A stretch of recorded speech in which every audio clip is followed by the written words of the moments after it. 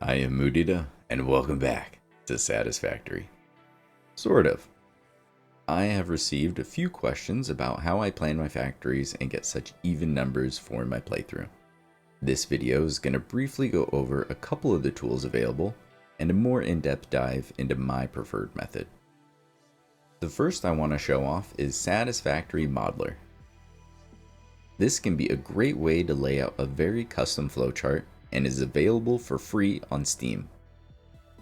This has the advantage of having a little more flexibility than some of the other online flowcharts. However, I'll be honest, I have not played around with it much, but I know it has become very popular with many pioneers. There are a number of fantastic guides here on YouTube made by others that I would highly recommend if this looks good to you. Next, we have Satisfactory Tools. The link to the website is down in the description. This is also free to use and has been a huge help to me over the years. I like to use this for my screenshots of the production planner in my videos. I feel it has the most relevant info easily readable, and the site is very easy to use. One thing to keep in mind with this one, you will often want to turn off the converter here on the machine list so that none of the converter recipes show up, unless that's what you're going for. That brings us to the method I prefer. Good old spreadsheets. I personally really like the flexibility of being able to lay out everything in a way that makes the most sense to me. Truth be told, up until now, I basically used it as a glorified notepad with a calculator built in. Since I'm looking at starting a new playthrough soon, I wanted to sit down and figure out how to actually make this better so that I wouldn't be embarrassed to share it. I have gone through the wiki and created a table of the large majority of recipes in the game. I did leave out handcrafted recipes, but if you want them, go ahead and just add them to the list at the bottom. Now that I have this table created, I can now come over to this new sheet. I have the first two rows frozen so that I'll be able to use the rest of the sheet, and these will always be here. So if I select row number 2, I can just copy this whole thing, and now I can put down a couple of these. I have this set up so we can select from the drop-down list any of the recipes. So since there's close to 250, it's probably best just to type in what you're looking for. Let's go ahead and select reinforced iron plate as an example. And now you can see it auto-fills in the rest of these cells. From here, there are a number of different ways you can go about planning. So I want to make reinforced iron plates, and let's just throw out a number of 10. And usually in the early game, you can unlock Mark II belts pretty early. So let's say Mark II is our limitation, so 120. Now these are just here as a reference. So what I can do is we can just color these something totally different so that I know that they're not quite a part of the rest of this. So if I only have the normal reinforced iron plates early in the game, kind of makes that decision easy. But maybe you've already gotten a hard drive and you've already unlocked the stitched iron plate, which is a really good one. So I can actually kind of compare the two and just put them side by side. So as I can see, the stitch iron plate will make a little bit more. It costs quite a bit less iron plates, and then I substitute wire for screws. Now with screws, I definitely recommend trying to get the cast screw. It doesn't save you any on resources, but it completely cuts out the iron rod step. Now with wire, we've got a few different options. There's regular wire, Caterium wire, there's the fused wire, or the iron wire. So the nice thing is, even with this alternate recipe, I could still make the entire thing with only iron, and I wouldn't have to involve copper at all. Then as far as iron plates go, we really don't have too many options in the very beginning of the game, so we're just going to go with the default. Alright, so now this is laid out in probably a way that makes a little bit more sense to compare them. We've got the regular reinforced iron plate using the cast screw recipe and the stitched iron plate using the iron wire. So now we go about doing the actual math and planning a little bit. So let's go ahead and start with the end goal of 10. So to do that, we put equals, and then I'm going to select that cell, and then we're going to divide that by how many each machine can make. And that is going to give me the total number of machines. And because I already have the math done for all of these, they'll auto-populate based on what this number pops out as. And then we just kind of keep working our way down. So for screws, that's going to equal this cell divided by how many screws each machine can make. so I need 2.4. This one is going to equal this cell for the amount of iron plates divided by this cell. Now for the smelters, we just have to do a touch more work. We're going to add our parentheses, and then we're going to say this cell plus this cell divided by, you guessed it, the number each machine can do. And that's how this one is going to break down. So for this one, I kind of forgot that the 10 and the 120 are the same. So if I wanted to find out the absolute most, you could do it going backwards, but then you'll have to know the ratios, and that's a little bit more work than what I'm going to do. So I'm still going to work off of doing it as a base of 10, but I might be able to play around with the number. And that's why I select this cell instead of just typing in the number. And you'll see why in a second. Alright, so as we can see, working with 10, not the greatest number.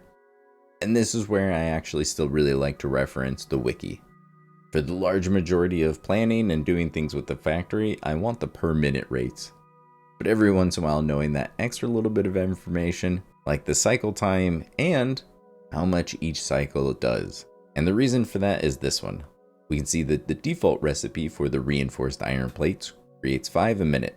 But it's not creating 5 at once every 60 seconds, it's 1 every 12 seconds. This means you can use the default recipe to create reinforced iron plates at any rate if you're using whole numbers, and then you'll always have whole numbers for your inputs. Now if we look at the stitched iron plate, this one, as you can tell, isn't creating 5.62 per minute in one cycle. It creates 3 every 32 seconds. And every 3 will require 10 iron plates and 20 wire. So if I want to use the stitched iron plate recipe, it is going to be a whole lot easier if I make it in multiples of 3. So if I come over to my spreadsheet here and I change this from 10 to 9, all of a sudden the numbers get a whole lot easier, except for the fact that I decided to use iron wire. If you're using normal copper, 60 is a great number to work with. So this would actually be really convenient. But unfortunately with the stitched iron plate and the iron wire, I would need to make them in multiples of 27 to get completely whole numbers all the way down. You will still end up with decimal points for the amount of machines that you need. However, that's just under or overclocking. I am much more concerned with just getting nice whole numbers for inputs and outputs. This very last column is just to give you a rough estimate as far as the power goes. The only way this is actually going to be accurate is if it's a whole number and you're leaving everything clocked to 100%. For example, for this one, if I use 5 assemblers, it's going to save me just a tiny bit of power. Whereas if I overclock it and only use 4, it's probably going to use closer to 80 or something like that. So this is just to give you an estimate. And all this is doing is checking to see which machine gets pulled in. And then I just have a second list of all the different machines and how much power. So for things like the particle accelerator, a couple of the recipes don't actually peak out at 1500. I think they use less. So for this, it may be completely wrong and I apologize. For most of the other machines, it'll be fairly close, but for any of the ones with variability, it's going to show you more or less what the peak would be, and probably not the average. If you want to download this and make any changes, by all means. This is just what made the most sense to me. And so on a very small scale, this is more or less how I do it. Later in the game, when I plan out something that's going to have a whole lot more, I can come up here and grab my recipes. Probably throw one more blank in here. And like I said, right up here is probably where I'll just start listing out the things that I want. Alright, just for an example. And then depending on what I want and what I want to use in the future, I'll just kind of throw some guesses down because I have a feeling that, there's a good chance I'm going to change it. Maybe I won't need this many, maybe I'll need more, maybe I'll need less. And if I'm going to do a group of a whole bunch of things, I'm probably going to end up playing around with the numbers just so I end up getting nice round numbers to work with. And then I'll just go through and just kind of work my way through the different recipes. And this is how I find out that I forgot to add crystal oscillators. I'm so glad I added this into the video. Clearly the list isn't perfect. It will have the crystal oscillators on there by the time I share the spreadsheet. But if you find anything else, it should be really easy to add, but please do let me know and I will update it for everybody. Thankfully, most recipes kind of make sense and they have most of the name in there. So if I search for a circuit, pretty much all the different variations are going to pop up. But you can also just come over to the table and just Control F will bring up this box. And if I type in circuit board, now I can go through all the different ones. And what I want are all the ones that it's going to be an output. So these are pretty much all of them. We can go through all the rest, but I'm pretty sure it's just going to be those 4. Yep. So if you can't remember the name of the recipe, you can always just come to the master list and search for it. And then I'll just go through the different recipes, and then I'll just change things. And usually when I find the one that I want to use, and then I'll just kind of work my way through the problem there. And then kind of at the very end, I'll take a look at the machines, and I may just kind of give myself some extra notes. Like for this one, I would probably use 8 machines, and so I'll just put use 8. Because later on down the road, what I'm going to end up doing is I'm going to try to do much more overclocking. But in the early game, I like to use the underclocking because that means my biofuel will last just that little bit longer. But I can also try to pair things up. Like if I was going to overclock these, I could use at a minimum 2 if I can overclock each of them to 2.5. Which means if I overclock these to 200%, using 4 would be a convenient number because then I could just pair up 2 of them and send them into one assembler. And then I'd also be able to overclock these down to just 2. And now I've got really nice convenient numbers to work with. And that's basically the little glimpse into how I plan out my factories. As far as planning for an entire playthrough, I actually don't recommend trying to plan out everything to a T from the get-go. You're going to spend a lot of time, and there's a good chance it's probably going to change. And then you're going to need to remember to change all the plans in the future that relied on that thing that you changed. There are plenty of ways to go about it, but I'll just share my philosophy. I like to break the game into 2 different parts. Now the second part, you honestly don't even need to do. But what I like to do is for the first basically half the game, I'm pretty much just building factories to feed my dimensional depots and my own supply and get some tickets in the awesome shop. And for the vast majority of parts in the game, you can make them at a pretty small quantity. Now the second part, which I said you really don't have to do, I like to build factories for the final space elevator parts because I just like building big factories and the very end ones tend to be huge. So I find that fun, but you certainly don't have to. I often just throw all of the parts in containers and just feed machines for the space elevator parts up until the very last phase. And so if you want to do that all the way through the game, there's absolutely nothing wrong with that. And so for that, I would honestly not worry about thinking too far ahead and just keep building on what you need. It's a long game and it's much easier just to chip away at it one factory at a time.